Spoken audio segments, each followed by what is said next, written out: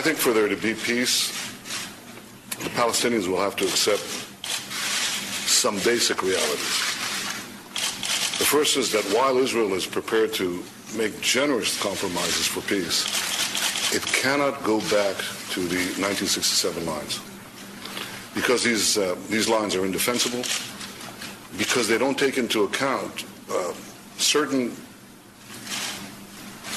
changes that have taken place on the ground, demographic changes that have taken place over the last 44 years. Remember that before 1967, Israel was all of 9 miles wide. It was half the width of the Washington Beltway. And these were not the boundaries of peace. They were the boundaries of repeated wars, because the attack on Israel was so attractive from them. So we can't go back to those indefensible lines, and we're going to have a long-term military presence along the Jordan. I discussed this with the president. I think that we understand that Israel has certain security requirements that will have to come into place in any deal that we make. The second is echoes something the president just said, and that is that Israel cannot negotiate with a Palestinian government that is backed by Hamas. Hamas, as the president said, is a terrorist organization committed to Israel's destruction. It's fired thousands of rockets on our cities, on our children. It's recently fired an anti-tank rocket at a yellow school bus, killing a 16-year-old boy. And Hamas has just attacked you, Mr. President, and the United States for ridding the world of bin Laden. So Israel obviously cannot be asked to negotiate with a government that is backed by the Palestinian version of Al-Qaeda. I think President Abbas has a simple choice.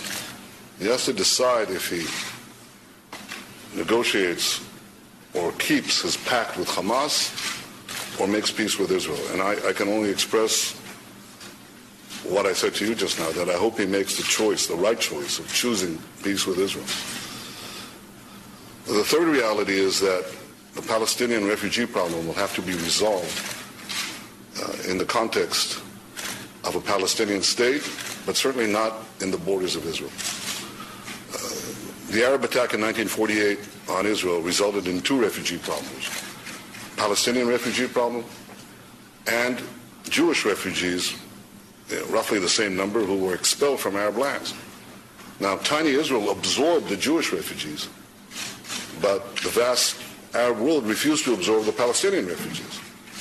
Now, 63 years later, the Palestinians come to us and they say to Israel, accept the grandchildren, really, and the great-grandchildren of these refugees, thereby wiping out Israel's future as a Jewish state. So it's not going to happen. Everybody knows it's not going to happen. It's not going to happen. Everybody knows it's not going to happen. And I think it's time to tell the Palestinians forthrightly, it's not going to happen. The Palestinian refugee problem has to be resolved. It can be resolved. And it will be resolved if the Palestinians choose to do so in a Palestinian state. That's a real possibility. But it's not going to be resolved within the Jewish state. The President and I discussed all these issues, and I think we may have differences here and there, but I think there's an overall direction that we wish to work together to pursue a real, genuine peace between Israel and its Palestinian neighbors, a peace that is defensible. Mr. President, you're the leader of a great people, the American people, and I'm the leader of a much smaller people. A great people. It's a great people, too. It's the ancient nation of Israel. And, you know, we've been around for almost 4,000 years. We've experienced struggle and suffering like no other people. We've gone through expulsions and pogroms and massacres and the murder of millions. But I can say that even at the nadir of the valley of death, we never lost hope, and we never lost our dream of reestablishing a sovereign state in our ancient homeland, the land of Israel. And now it falls on my shoulders as the Prime Minister of Israel at a time of extraordinary instability and uncertainty in the Middle East, to work with you to fashion a peace that will ensure Israel's security and will not jeopardize its survival. I take this responsibility with pride, but with great humility, because, as I told you in our conversation, we don't have a lot of margin for error. Much to say about this incredible performance by the Prime Minister of Israel, but we are overdue for a stop for the news and then directly back to Carolyn Glick. So now to the WGN Newsroom and Paula Cooper. Extension 720 with Milt Rosenberg on 720 WGN. And directly back to Carolyn Glick.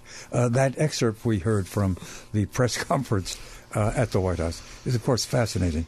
It was superbly handled by Netanyahu. He had cojones, as they say. They don't want to say the English word for the same. And that was quite appropriate, I would suppose. What kind of press did it get back in Israel? Well, it's interesting because the public in Israel was absolutely overjoyed when they watched that scene and also when they watched his speech before the joint houses of Congress, which was very 6 days later, strongly done also, where he received 35 standing ovations. Interestingly, the media in Israel, because it's overwhelmingly left-wing, was trying their best to put a bad spin on what Netanyahu had done and in his great accomplishments, really, during that visit to Washington, and to try to blame President Obama's hostility towards Israel on Netanyahu. But despite the media's best efforts, the Israeli public didn't buy it, and his approval ratings went up, I think, something like 12 or 15% during that week in Washington, and have really been maintained more or less since then. We've come upon something very important that needs accounting and that you've written about in many of your columns. That is the general leftist, anti-quote, Zionist orientation of the American press, a good portion of the American professoriate, the Israeli press apparently itself, and apparently a good portion of the Israeli professoriate. How does one account for that? Well, I think that it's anti-Semitism. I put aside for 1 minute. Well, in Israel, it's Jewish anti-Semitism. Right. Well, we've always had Jewish anti-Semites from the time that the parting of the Red Sea. Can you settle for an equation of anti-Zionism with anti-Semitism? I think that it's important to understand that anti-Zionism is a subset of Jew hatred, because what is anti-Zionism? Zionism is the Jewish national liberation movement. And what it calls for is Jewish self-rule and freedom in the ancestral and legal homeland of the Jewish people and land of Israel. And when people say we're not anti-Semitic, we just don't believe in Zionism, what they're saying is that they don't believe that Israel has, that the Jewish people have, among all the peoples in the world, has a right to self-determination and has a right to freedom.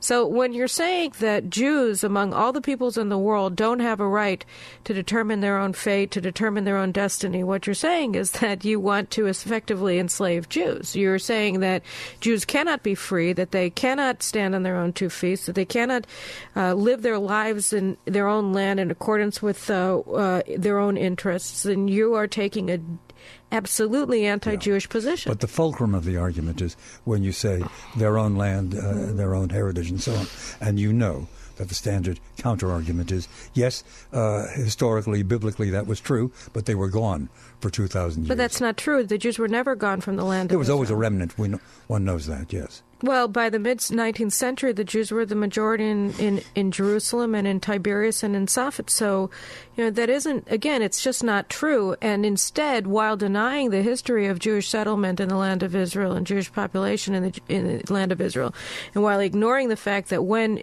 the land was actually emptied of Jews, it was due to forced exile of the Jewish population of those lands. At the same time, you see these people inventing out of whole cloth a heritage and a history of Palestinian Arab people. And so when you look at these two things side by side, the denial of Jewish history on the one hand and the invention of Palestinian heritage and culture on the other side as a unique subset of an overall pan-Arab history and culture, then you see that something else is at work here. I must ask you quite directly and simply, what do you perceive, what do you take to be the attitude and the intention of the Obama administration towards Israel? Or more particularly, how do you read the President of the United States on these matters? I'm unfortunately have become convinced over the past 3 years that President Obama is deeply hostile towards the Jewish state, that much of his Middle East policies are fed by that basic hostility towards Israel, and that if you don't allow for his hostility towards Israel, many of the things that he's been doing in the Middle East make little sense. And I'll just, give you an example. Please. So, I mean, his decision that he wants to oppose Mubarak, that he wanted to support the overthrow of Mubarak, the president of Egypt for 30 years. Mubarak was the pillar of the American alliance system in the Arab world, or Egypt was, with its peace treaty with Israel. And by unseating Mubarak, President Obama essentially endangered Israel because he said, we're going to take away the one leader in the region. Well, did he unseat him, though, or was it a fait accompli that he had to yield to? No, it wasn't a fait accompli. Mubarak offered to resign in September and to not run again for re-election and to usher in a process of democratization and the opening of the Egyptian political process to participation. And that would have been a very reasonable option. And in fact, the president sent an emissary to Cairo to negotiate such a thing, or Secretary of State Hillary Clinton did, Frank Wisner. And Wisner had negotiated this peaceful transfer of authority from Mubarak to an interim government with elections in September, and Obama rejected it. Right there, while Wisner was still in Cairo, and he said, absolutely not, he has to leave, and he has to leave right away. Why did he have to leave right away? What was accomplished by that? What was accomplished by that was the endangering of Israel and by the way, also the destruction of the American alliance structure in the Arab world. So, it makes sense if you want to weaken Israel. It doesn't make sense otherwise. And, obviously his behavior towards Israel itself has just been openly hostile. What are the roots of that hostility? I don't know what the roots of that hostility are. Look, I grew up in Hyde Park, and, I was aware of Jeremiah Wright's pontifications against Jews back in the 1980s when I was in high school at Kenwood Academy. And, people like Louis Farrakhan, who were given awards by Wright's congregation, was an open anti-Semite back in the 1980s as well, when he was calling Judaism a gutter religion. So, there is a pedigree here, unfortunately, of anti-Semitism in these houses of worship that Obama embraced when he came to Chicago in 1987. And then you also add to that his intellectual pedigree with people like Bill Ayers and Rashid Khalidi, who Bill Ayers, he and his wife Bernadine Dorn, dedicated the book of the Weatherman Underground to Sirhan Sirhan, the Palestinian terrorist who assassinated Bobby Kennedy in 1968. So, there's a whole milieu and whole intellectual milieu that the president was a part of in Hyde Park in Chicago that was deeply, deeply hostile to Israel. We are about to pause once again to render our slight service to capitalism. There's an outstanding issue. There are so many other outstanding issues. And we are just going to I'm going to be seeking your response to a few questions until the half-hour newscast, and then we go to the phones.